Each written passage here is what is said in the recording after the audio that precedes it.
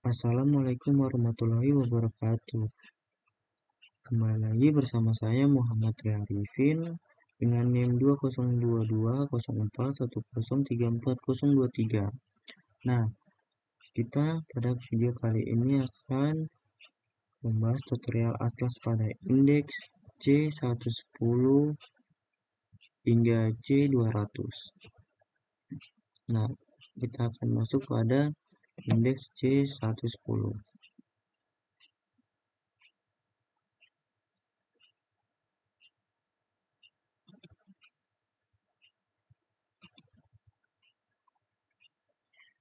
Nah, indeks ini yaitu materialitas, tahap perencanaan, dan pelaksanaan audit. Hal yang pertama kita perhatikan adalah perbandingan antar kolom audit dan unaudit.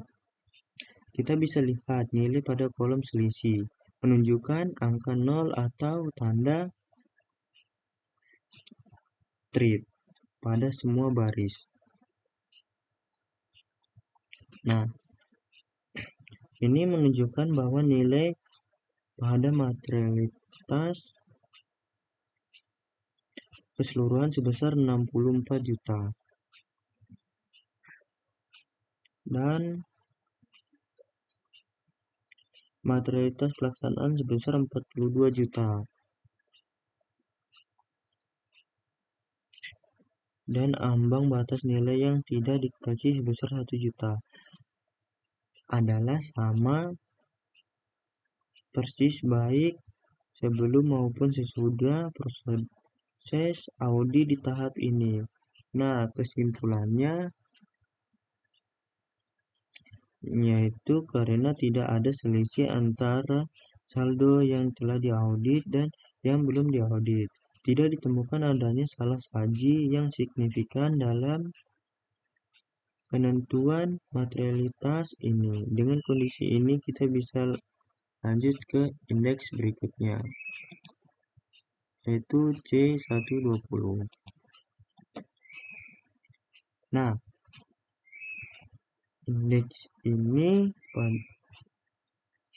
terdapat dua prosedur bagian utama. Yang pertama yaitu analisis perbandingan data antar periode, dan yang kedua analisis rasio keuangan. Termasuk aja di ini.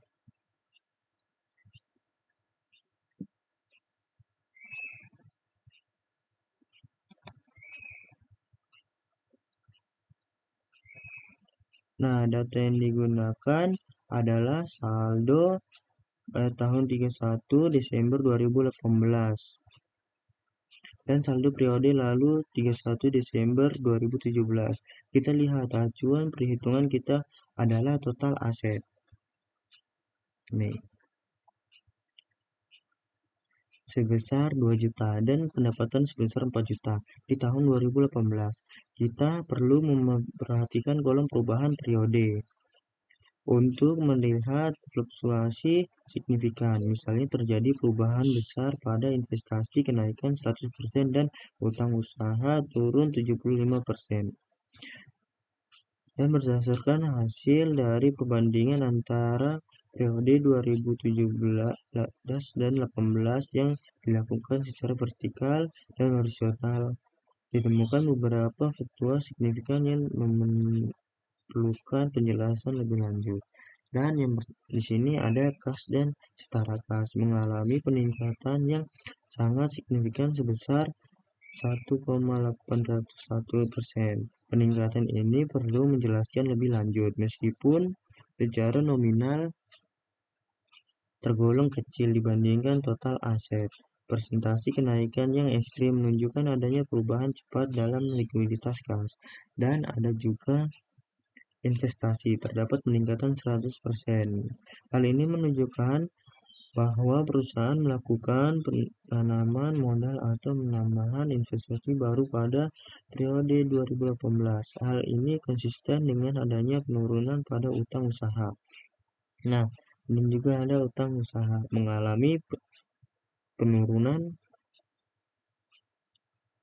drastis sebesar 45,26%. Penurunan utang usaha yang signifikan ini adalah indikator positif bahwa perusahaan berhasil melunasi berbagai besar kewajiban jangka pendeknya dalam periode berjalan, dan pajak dibayar di muka dan aset tak berwujud mengalami perubahan moderat sebesar 3,33%. Perubahan ini dianggap wajar dan tidak menunjukkan risiko salah saji. Dan bagian kesimpulannya, secara keseluruhan yang terjadi dapat dijelaskan oleh aktivitas operasional dan investasi perusahaan. Hasil analisis menunjukkan bahwa perubahan saldo akun antar periode tidak menimbulkan risiko salah saji material yang belum terindikasi. Oleh karena itu, hasil analisis akhirnya tidak terdapat risiko salah saji material dan status KKP-nya komplit. Dan kita akan masuk di bagian kedua, analisis rasio keuangan C120.2. Nah, sebelum menghitung rasio ini, kita harus memastikan data yang digunakan untuk penghitungan rasio sudah lengkap dan akurat. Data utama di sini mencakup aset, liabilitas, pendapatan, PPh, hingga EBIT dan EBITDA. Perhatikan bahwa semua untuk tahun 2018 dan data audit dan unaudit adalah sama. Perlu dicatat, nilai EBIT dan EBITDA menunjukkan angka negatif sekitar 19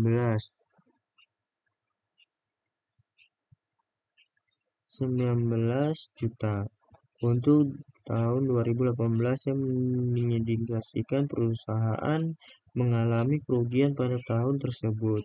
Meskipun keterangan di bawahnya menyebutkan earning positif menunjukkan laba.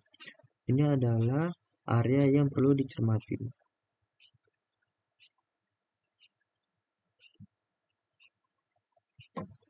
Dan selain itu, kita menggunakan data seperti aset lancar, aset tidak lancar, liabilitas jangka panjang dan pendek, serta data beban operasional dan pendapatan beban lain-lain yang tak terlihat ada saldonya pada tahun 2018.